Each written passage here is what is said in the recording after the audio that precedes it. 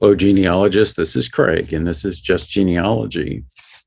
And we'll skip the usual caveats associated with Genealogy Standards, revised second edition, because I don't have that stuff with me as I'm traveling. I'll have to remember to fix that. But anyway, remember that this is just my opinion, not the opinion of the Board for Certification of Genealogists, just me.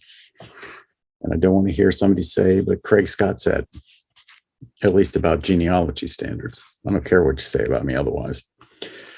So we're going to talk about standards for researching, standard number 11, which is research plans seek unknown or forgotten information about a specific person, family, group, event, or situation.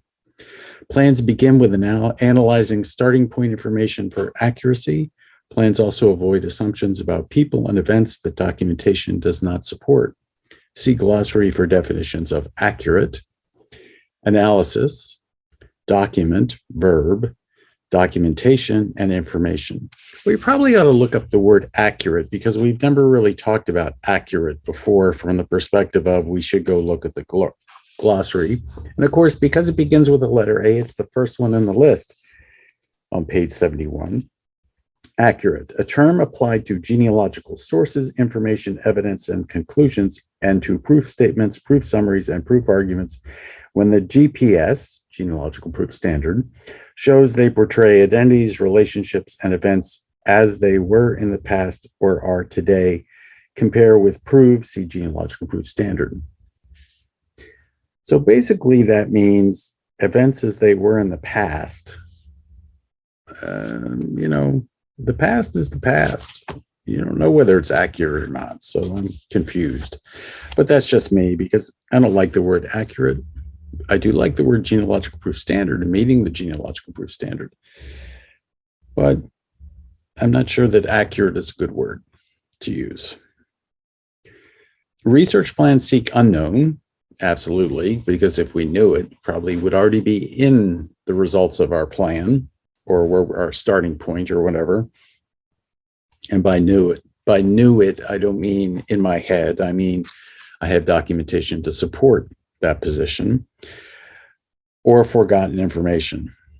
I don't know so much about forgotten. Forgotten for me is unknown. It's not forgotten. I didn't know it at one time and I now don't know it. At least I don't think that's the case. And if that was the case, it would still be unknown to me because I'd forgotten. So it seems sort of redundant.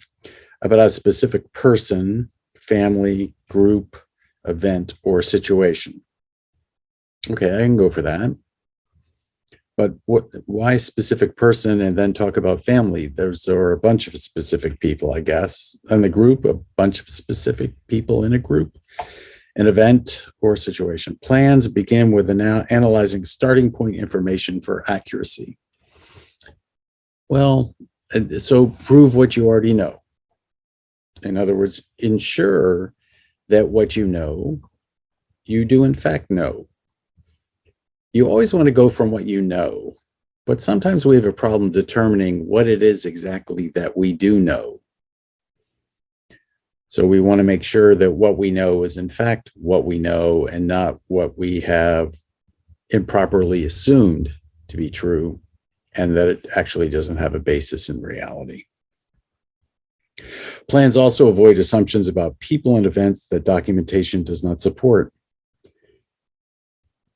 I don't have a problem with that, but recognize that sometimes in the back of our head, we have to have these assumptions right or wrong because we don't have sufficient documentation.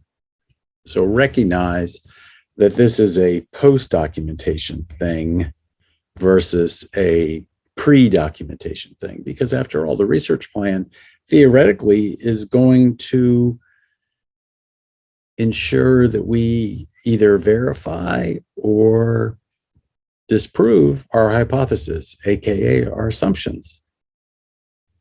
So that's element 11, a sound basis.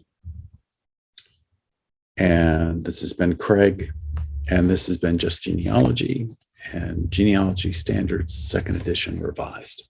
As you can tell, I'm in a different environment here. I'm at my in-laws for the holidays, about to visit my granddaughter tomorrow. Can't wait, but I wanted to be sure that I got at least one video done this week in spite of being on hiatus, just so you wouldn't forget what I look like.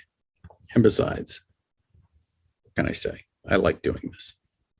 So I will talk to you probably next Saturday, although this is probably going to be a little late this Saturday, and for that I apologize. It took a while to get things set up. So see you soon. Soon is a very relative term, isn't it?